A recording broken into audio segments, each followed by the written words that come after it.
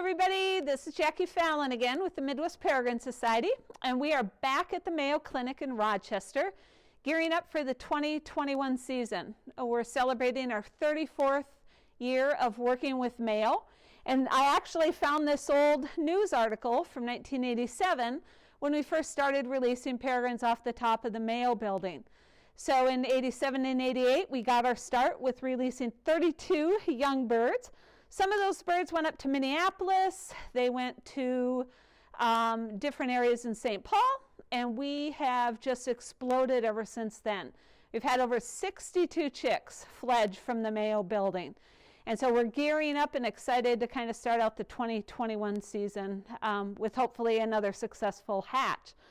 We're still in the middle of a pandemic, we're not really sure where we're going to be able to go with having close contact, so we made the decision that we didn't feel it was safe to do the Meet the Falcon.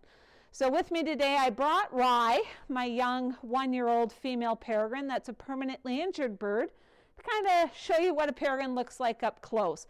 She's got a nice chunk of meat, which is what falcons like to eat.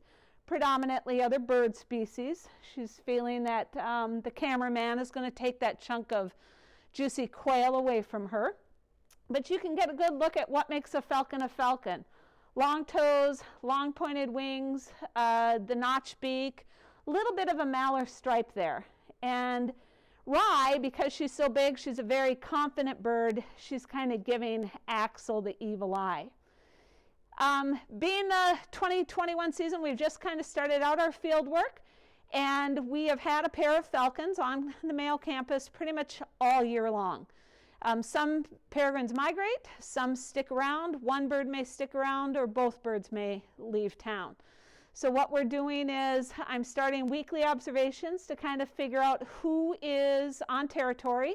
Last week I was able to identify Hattie, our 6-year-old bird from downtown Minneapolis, who has basically been here all 6 years since her first year on site. And she is paired still with an unknown male. With the frigid minus 20-degree weather that we've had here in Minnesota, it's a little bit difficult to get some good field observations. But I hope that the polar vortex will be gone by next week. We'll be able to figure out who the male bird is on campus. And so what we're doing is, part of the field work is figuring out who the birds are on territory, and once we identify them because of the bands on their legs, then we can kind of get an idea of seeing with courtship when we might have our first egg. If it is Hattie and Orton, we would expect the chicks or the eggs to arrive by the end of March, first part of April. About 35 days later, we'll have our first hatch. And then 3 weeks after that, we hopefully will be banding some very healthy looking chicks. Average clutch is 3 to 4 eggs, and then the chicks fledge at about 6 weeks of age. So out of last year's brood, unfortunately, we had 2 of the 4 chicks pass away, but no news is good news in our book. So we don't know what happened with the other 2 birds, but I have all the hope in the world that they're still out there flying somewhere. Now you guys are going to be able to watch the Mayo birds right on camera, hopefully soon. We've got a brand new camera system thanks to EarthCam and Tom Behrens here at Mayo.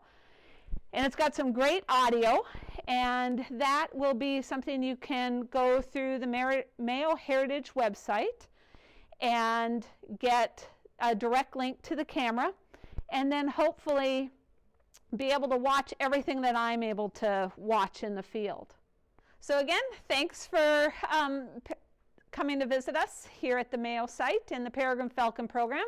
And from Rye and myself, we really hope that you'll stop in and see more of us in the future, and look for more updates about the exciting 34th season of peregrines at the Mayo Clinic in Rochester.